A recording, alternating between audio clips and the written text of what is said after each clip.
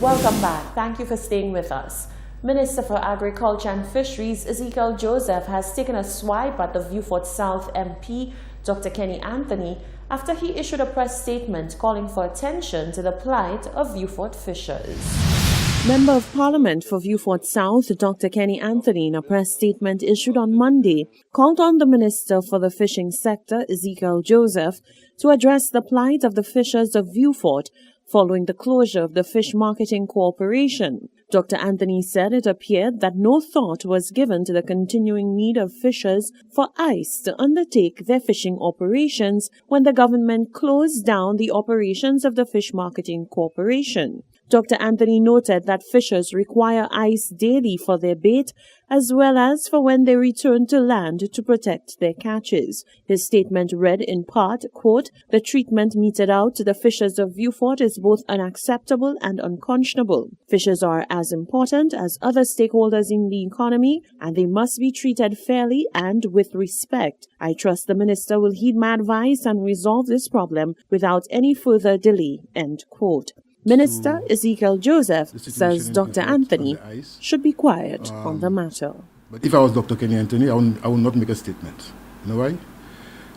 Dr. Kenny Anthony should, in his quiet moments, reflect a bit and to ask himself what he could have done better when he was the Minister of Finance and the representative for Viewfort South. To avoid the situation that we now face with. What he did was to pump more and more resources into a failing institution, over 14 million EC dollars over the past 5 years during the time he was there, and nothing has been resolved.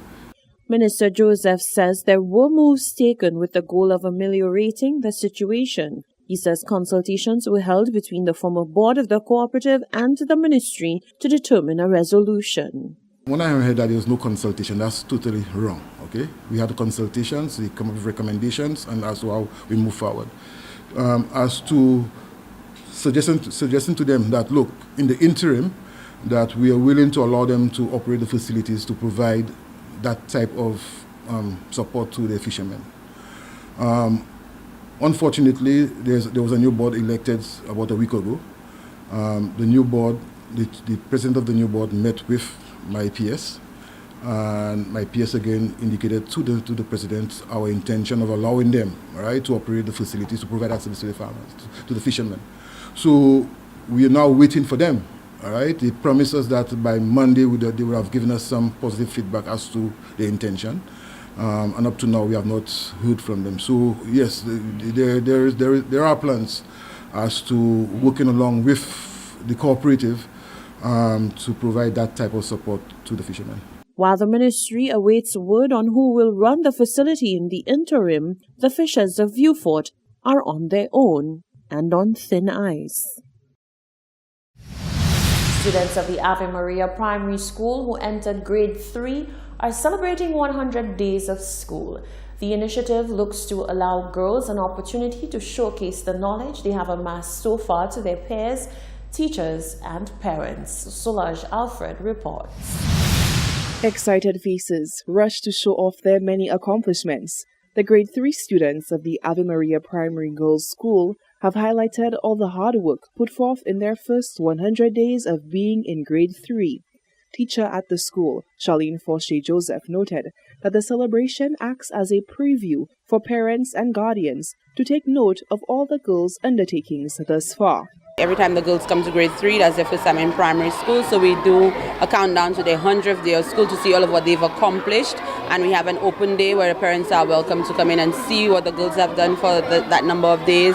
We do a little parade in the yard where they sing a 100th day song and they go explaining to parents what they've done. Like, we did a lot of expository writing, so some of them would actually prepare the things as their parents come for the parents to see them doing it. She said that this notice of accomplishment looks to bolster the confidence of the young ladies. It's very important. We want them to have a sense of accomplishment. It's not just the end of term exams or what's in their report books, so they can speak about what they're learning. It's very important for them to express themselves. They have fun doing it, and we want school to be fun for them. The girls were on hand to eagerly sing their 100 days of school celebration song. We've been working in our classroom,